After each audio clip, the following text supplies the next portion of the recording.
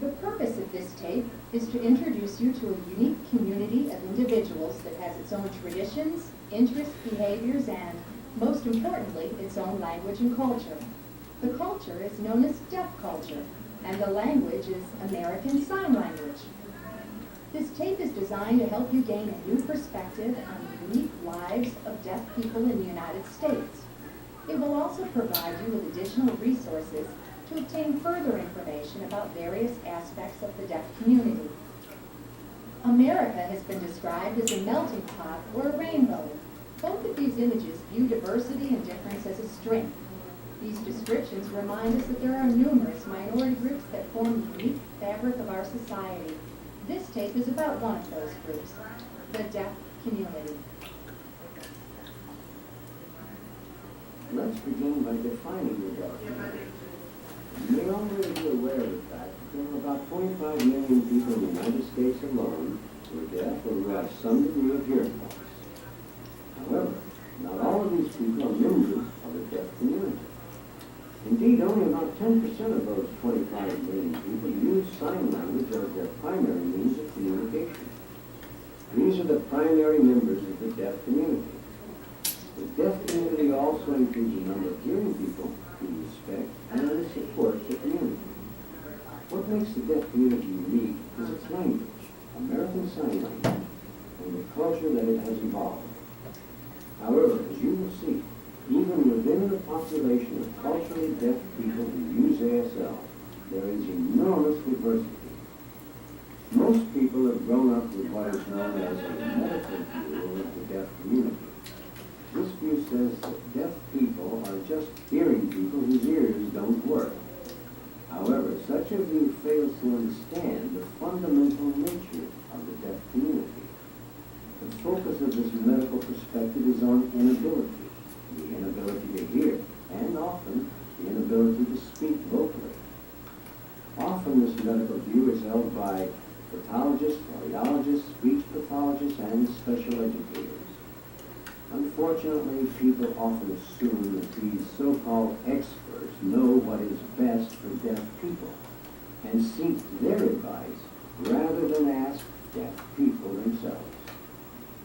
Consider for a moment the labels that hearing people have used when talking about members of the deaf community. Hearing impaired, profoundly deaf, deaf mute,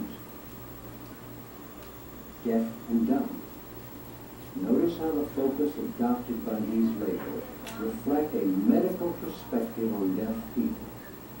With this medical perspective comes certain preconceived negative notions and ways of thinking about deaf people. Generally, the preconceived notions are about deaf people's inability to do something. For example, when the focus is on inability, members of the deaf community are often classed with people who are blind, wheelchair-bound, or mentally retarded. Even the 1990 Americans with Disabilities Act, ADA, signed by President George Bush, views the deaf community as disabled. The medical view says that something is wrong with deaf people, something that must be fixed. That's why people who have a medical perspective feel that they have to make deaf people act like hearing people. However, the deaf community's view of itself is quite different. The vast majority of deaf people do not see themselves as handicapped or disabled. Rather, they view themselves as a linguistic minority, whose only barrier is communicating with people who do not use their language, ASL. Members of the deaf community share a cultural, not a medical view of deaf people. This cultural perspective is determined by one's attitude towards deaf people and towards the deaf community. Members of the deaf community identify themselves as members of the community and value their relationship with the community. Like many linguistic and cultural minorities, there are numerous facets to the deaf community: linguistic, political, religious, social, and artistic. Let us examine some of these facets briefly. The linguistic facet of the deaf community is the most obvious to hearing people. When When members of the deaf community use American Sign Language, they are not just using meaningless gestures or pantomime. Indeed, linguistic research begun in the early 70s has shown that American Sign Language has a very sophisticated grammarly syntax that is different from the grammarly syntax of English. After 20 years of research, there is an impressive body of evidence that documents the fact that ASL possesses all of the essential requirements of human languages. Even more intriguing for those who do not know ASL is the fact that ASL is not universal. That is, just like hearing people, deaf people in different countries have evolved their own sign languages. Consider these examples.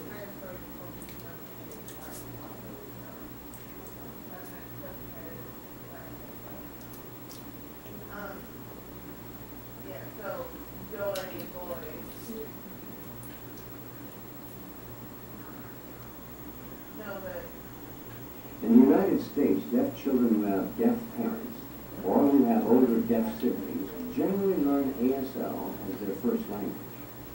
Historically, deaf children who have hearing parents have generally learned ASL and been exposed to deaf culture in special schools for deaf children.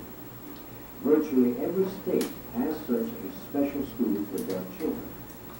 Although there are now other educational alternatives for deaf children, in the eyes of the deaf community, these state-supported schools are extremely important.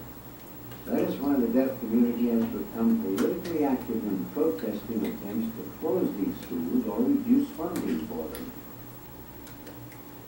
Perhaps the most publicized example of the political side of the deaf community was the Deaf President Now protest, held at Gallaudet University in March of 1988. This protest, led by students at Gallaudet, dramatically illustrated the deaf community's desire for self-determination. This protest can better be understood by considering two facts. In the 124-year history of Gallaudet before the protest, not a single deaf person had been selected to serve as president of the college. In 1988, the Board of Trustees, which was dominated by hearing people, narrowed the possible candidates down to 3 people, 2 deaf persons and a hearing person with no previous experience working with deaf people. The board, in selecting the hearing person, reflected the attitude of its chairperson, who said,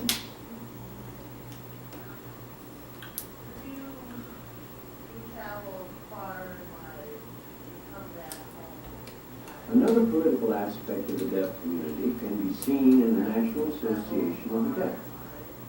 This national organization was founded in 1880. With chapters in all 50 states, the NAD now boasts a membership of over 22,000. At its biennial conventions, the NAD elects board members and officers, approves position papers from various committees, and determines its advocacy issues for the coming 2 years. The NAD also publishes The Broadcaster, a monthly publication containing articles, stories, and opinion pieces on topics of interest to the deaf community. The Broadcaster is not the only publication by deaf people intended for deaf people. It is a national newspaper that appears monthly, and there are several local newspapers that are circulated nationally. There is also a monthly news magazine. In addition, there are numerous local publications and publications by national organizations that work with deaf people. All of these publications include information about national and deaf community politics and information about other facets of the deaf community. An important aspect of any community is the opportunity for members to participate in a wide range of social activities. The deaf community is no exception. On a local level, deaf people organize and operate clubs for deaf people. It is at these clubs that a wide range of activities are planned, from political action planning, card games, parties, and organized sporting events. There are also a large number of single interest clubs, such as deaf chess clubs, deaf ski and ski mobiling clubs, deaf bowling leagues, deaf volleyball there are a number of sports and recreation organizations serving the interests of the deaf community. Among these organizations are the National Racquetball Association of the Deaf, the U.S. Deaf Skiers Association, National Bass Association of the Deaf, U.S. Deaf Cycling Association, U.S. Flag Football of the Deaf, and the American Athletic Association of the Deaf, the AAAD. The AAAD sponsors a number of regional and national annual sports tournaments. There's even an AAAD Sports Hall of Fame. On the international level, deaf people from the United States participate in summer and winter World Games for the deaf. The World Games are similar to the Olympics and allow deaf athletes from